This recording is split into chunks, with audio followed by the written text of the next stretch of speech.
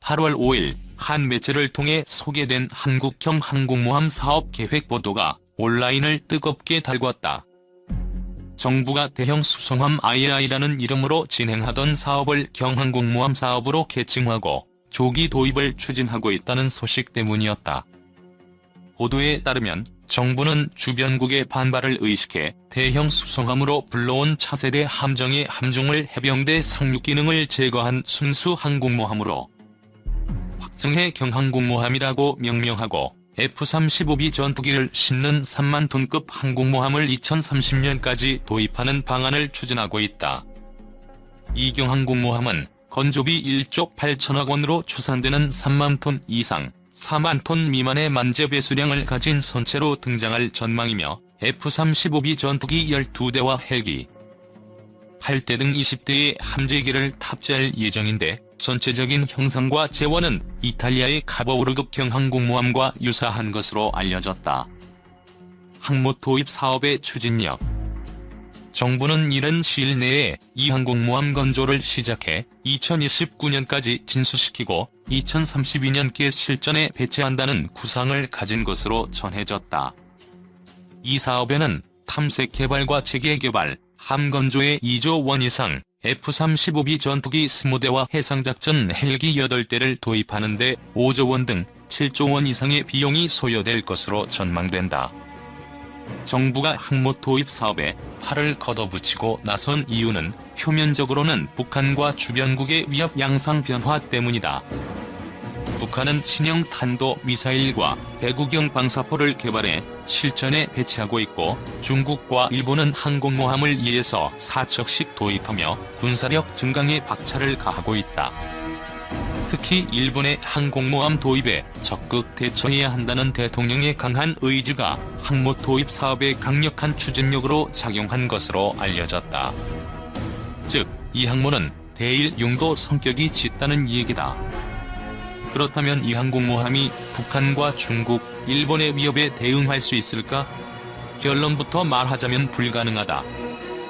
해군은 이 항공모함이 변화하는 외부 안보 위협에 대응하기 위한 수단으로 생각하지만 이는 3만 톤 안팎의 덩치와 STOVL 방식의 함재 전투기를 운영하는 경항공모함의 태생적 본질과 개념에 대한 완벽한 몰이해를 스스로 드러낸 것이다.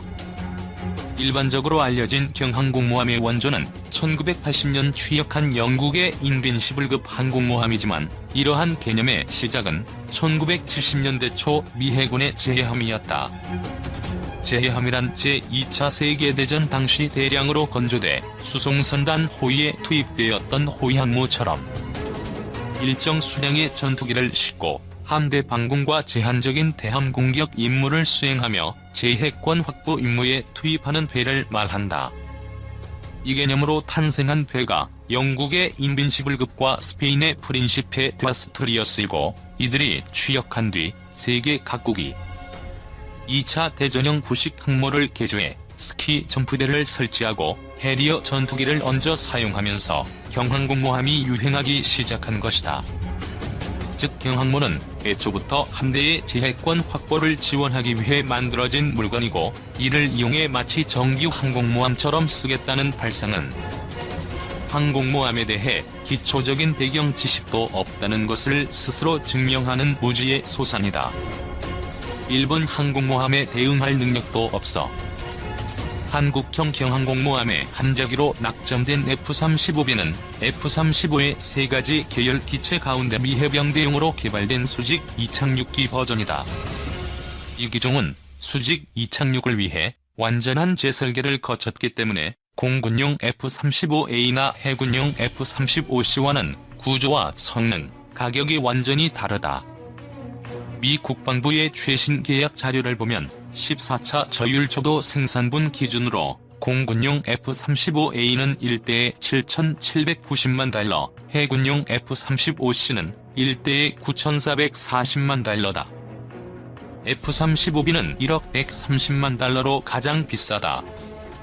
이 가격은 기체와 엔진을 합쳐 최소한의 비행이 가능한 전투기 그 자체 가격만 의미하므로 가장 복잡한 구조를 채택해 부품과 유지 비용이 가장 높은 F-35B의 전체 도입 가격은 최소 2억 달러 이상에 달할 것으로 추정된다. F-35B는 F-35 시리즈 중에 가장 비싸지만 수직 이착륙이 가능하다는 점 외에는 모든 면에서 가장 떨어지는 성능을 가지고 있다. 정규 항공모함용 F-35C가 1100km의 작전 반경을 갖는 데 반해 F-35B의 작전 반경은 833km에 불과하며 F-35C가 8.1톤의 무장 탑재 능력을 갖는 데 반해 F-35B의 무장 능력은 6.8톤에 그친다.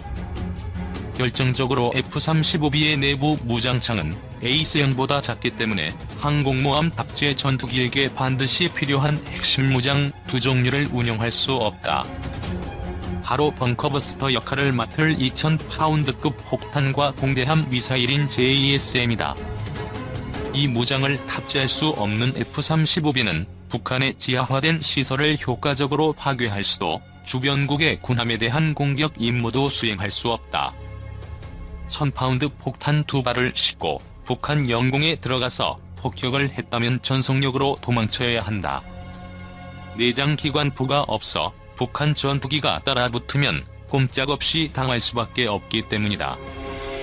결국 STOV-1 방식 경항공모함에 탑재된 F-35B가 할 수 있는 것은 공대공 미사일 4발을 내부 무장창에 달고 최소한의 함대 방공 임무만 지원하는 수준에 그칠 수밖에 없다. 7조 원을 들여 이런 전력을 사올 생각이라면 차라리 이지스 구축함사에서 5척을 더 사오는 것이 전력 지수가 더 높을 것이다. 북한에 대해 별 쓸모가 없다면 중국과 일본의 항모에 대응할 수는 있을까? 특히 대통령이 강하게 주문했다는 일본 항공모함에 대응할 능력은 될까? 이 역시 결론부터 말하자면 불가능하다.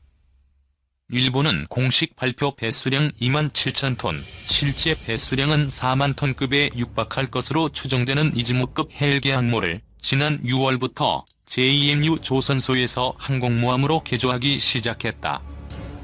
공식적으로 일본은 이 항공모함에서 12대의 F-35B 전투기와 8대의 SH-60K 해상작전 헬기 등 20대의 함재기를 운영할 예정이지만 방위성 안팎의 개조안을 살펴보면 항모로 개조된 이즈모는 경납고의 최대 14대, 갑판의 최대 14대 등 최대 28대의 F-35B 탑재가 가능하다. 일본은 40대의 F-35B 도입을 확정했으며 이들은 항공자위대가 13대를 도입하는 EAD 조기 경보기와 실시간 데이터 링크를 통해 NIFC커를 구현함으로써 압도적인 원거리 공격 능력을 보유할 전망이다. 차세대 첨단 함정 건조 가능성 검토.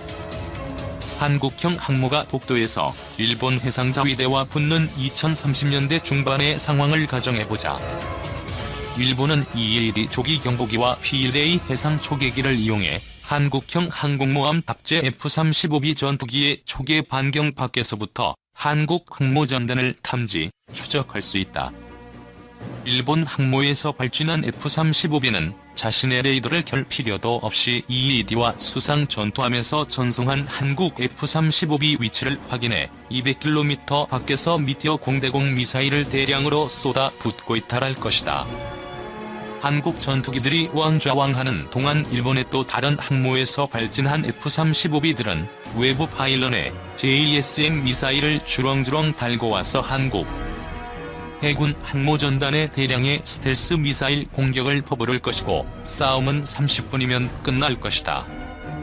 중국을 상대로 했을 경우도 마찬가지다. 한국형 항공모함이 배치된 2030년대 중반에 중국은 기존의 려닝과 산둥은 물론 현재 건조 중인 8만 톤급 정규 항공모함과 곧 건조가 시작될 10만 톤급 핵추진 항공모함을 운용하고 있을 시기다. 이 항모에는 J-15뿐만 아니라 J-20 또는 FC-31을 기반으로 한 스텔스 전투기들과 스텔스 무인 공격기들이 다량으로 탑재될 예정이다. 이들은 KJ-600 조기 경보기와 정찰위성에서 확보한 한국 해군 항모 전단의 위치를 바탕으로 초음속 대함 미사일 공격을 먼저 퍼부른 뒤 함재 전투기의 수적 우위를 이용해 대대적인 공습으로 한국 해군 항모전단의 숨통을 끊어놓을 것이다. 이런 관측이 과정이나 망상으로 들리겠지만 이 시나리오는 2015년 필자가 해군과 함께 수행한 항공모함 선행 연구인 차세대 첨단 함정 건조 가능성 검토 연구 보고서에 실려있는 시뮬레이션 결과다. 당시 연구에서는 중국, 일본의 건함 계획과 해공군 항공전력 배치 현황을 수개월간 수집하고 미국 싱크탱크인 랜드 연구소의 전투기 교전비 등의 자료를 종합해 가상 교전 시뮬레이션을 수행했다. 그 결과 STOV-1 방식의 경항공모함은 임무 수행은 고사하고 생존 자체가 불가능하다는 결론이 도출됐다. 당시 연구에서는 12대 규모의 함재기로는 F-35B보다 성능이 우수한 F-35C라고 하더라도 종합작전 능력 충족률이 37%에 불과하며 최소 32대의 F-35C와 조기 경보기를 확보해야만 종합작전 능력 충족률이 89%에 근접한다는 결과가 나왔고, 이러한 사실은 해군에도 보고됐다. 그러나 해군의 반응은 충격적이었다. 해군 고위 장교들은 F-35B와 F-35C가 어떤 차이가 있는지조차 알지 못했다. 그들은 사업비 6조에서 7조 원짜리 계획서와 11조에서 13조 원짜리 계획서를 올리면 어느 쪽이 통과되겠느냐면서 항모도 좋지만 사업이 가야 할 것 아니냐고 주장했다. 또 우리가 대형 항모를 가지면 주변국이 반발하며 주변국을 자극하면 사업이 못 간다고 말하며 연구진이 제시한 항모 대신 2에서 3만 톤급의 경항모를 다시 제시해 보고서에 반영해달라고 압박했다. 이에 반발하자 보고서는 결국 7만 톤급 K-2 방식 정규 항공모함인 이란, 4만 톤급 CATOBAR 방식 중형 항공모함인 이안의 결론만 도출했다. 결국 해군은 이 보고서를 사장시켰고 새로운 용역 연구를 주어 입맛에 맞는 경항모 사업안을 끌어냈다. 프레임을 이용한 지지도 끌어올리기. 북한을 상대로 효과적인 공격 능력을 발휘하지 못하고 중국과 일본을 상대로 제대로 된 전투 자체가 불가능한 이런 배를 갖겠다는 것은 청와대의 반일 프레임을 이용한 지지도 끌어올리기, 그리고 여기에 편승한 해군의 사업만 가면 된다는 과욕 때문이다. 이런 욕심들이 만나 선체와 함재기까지 합쳐 7조 원으로 추산되는 막대한 국민 혈세가 들어가는 대한민국의 첫 항공모함을 평시에는 대형 행사함, 전시에는 움직이는 표적함에 불과한 반쪽짜리로 만들려 하고 있다. 이대로 가면 이 항모는 정권의 안보 업적이 아니라 안보 참사로 역사에 남을 것이다. 한화 시스템이 이런 시설을 만든 것은 주력 분야인 첨단 레이더를 독자 기술로 본격 개발하기 위해서다. 한화 시스템은 35년간 기술 도입과 국산화를 시작으로 유해 공전 분야에서 레이더 개발 역량을 쌓아왔다. 현재 한국형 전투기의 핵심인 AESA 레이더를 비롯 한국형 미사일 방어체계의 핵심인 장거리 지대공 미사일용 다기능 레이더, 차기 호위함 배치 3급 탑재용 다기능 레이더, 지뢰 탐지 레이더, 드론 탐지 레이더 등 다양한 레이더를 개발 중이다. 다기능 레이더는 탐지 및 추적을 동시에 수행할 수 있는 첨단 장비다. 종전엔 탐지 및 추적 레이더가 분리돼 있었다. 연구소 관계자는 한화 시스템은 최신 안테나 시스템 시험장 구축을 통해 해외 선진 업체와 견줘도 손색이 없는 레이더 개발 환경을 갖추고 자주 국방을 위한 첨단 레이더 개발을 성공적으로 수행할 수 있게 됐다고 말했다. 한화 시스템은 연구 개발 및 기술 인력이 전체의 67%에 달하고 석박사 이상 고학력자도 34%에 이른다. 한화 시스템 연구 개발의 상징이자 본산이 370명이 근무하는 용인연구소다. 현재까지 용인연구소의 대표 상품은 KF-X-AESA 레이더다. 미국이 기술 제공을 거부, 독자 개발이 결정돼 국방과학연구소와 한화 시스템이 개발 중이다. 오는 2026년까지 총 3,658억 원을 투자해 개발한다. 한화 시스템이 우선 맡은 것은 KF-XAESA 레이더용 입중 시제와 시험 장치를 제작하고 연동 및 기능 성능을 확인하는 것이다. 2016년 시작해 지난해 완료됐다. 지난해 3에서 6월엔 이스라엘 엘타사 현지에서 보잉 737기를 개조한 시험 비행기로 비행시험을, 10에서 11월엔 국내 인천공항에서 시험 항공기에 레이더 시제품을 장착해 비행시험을 했다. 한 소식통은 인천공항에서의 시험 결과는 이스라엘 엘타사 관계자들도 놀랄 만큼 기대 이상으로 만족스러웠다고 말했다.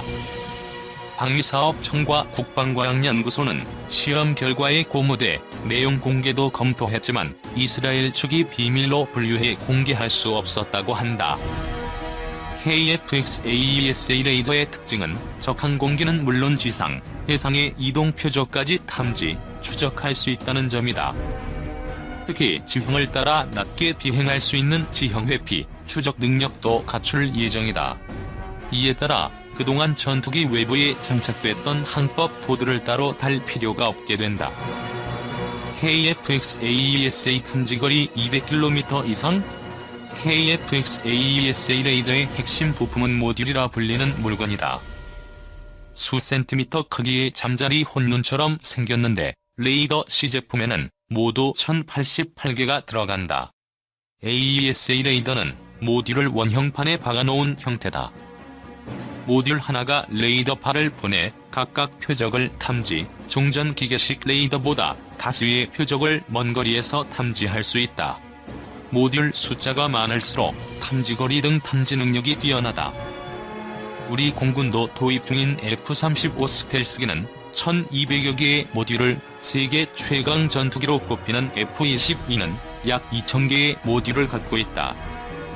정통한 소식통에 따르면 오는 2023년부터 KF-X에 장착돼 시험될 AESA 레이더는 현재보다 20% 커지고 모듈 숫자도 그만큼 늘어날 것이라고 한다. 모듈 숫자가 1200여 개에 달할 수 있다는 얘기다. 이는 F-35와 비슷한 수준이다. 수십 개의 목표물도 동시에 추적할 수 있다. 연구소 관계자는 KF-XAESA 레이더는 KF-16 성능 개량 전투기에 탑재된 AESA 레이더보다 우수한 성능을 갖게 될 것이라고 말했다. KF-16 성능 개량 전투기의 AESA 레이더 탐지거리는 약 200km인 것으로 알려졌다. 모듈을 비교적 작은 레이더 원형판에 가급적 많이 집어넣으려면 크기를 줄여야 한다. 여기에도 상당한 기술력이 필요하다. 용인연구소에는 2005년 처음 만든 모듈부터 2016년 개발된 모듈까지 함께 전시돼 있는데 크기가 엄청나게 줄어들었음을 알 수 있다. 용인연구소가 의욕적으로 개발 중인 첨단 레이더에는 KF-XAESA 레이더 외에도 L3용 다기능 레이더, 차기 호위함 배치 3급 탑재용 다기능 레이더 등이 있다. L3용 다기능 레이더는 적 항공기나 탄도미사일을 탐지해 국산 장거리 유격 미사일인 L3을 유도하는 역할을 한다. 수십 개 적 항공기, 미사일을 동시에 추적할 수 있다. 오는 2024년까지 개발된다. L3의 요격 고도는 50에서 90km인 것으로 알려져 있다. 차기 호위함 배치 3급 탑재용 다기능 레이더는 수백 킬로미터 떨어진 적 함정과 항공기를 탐지한다.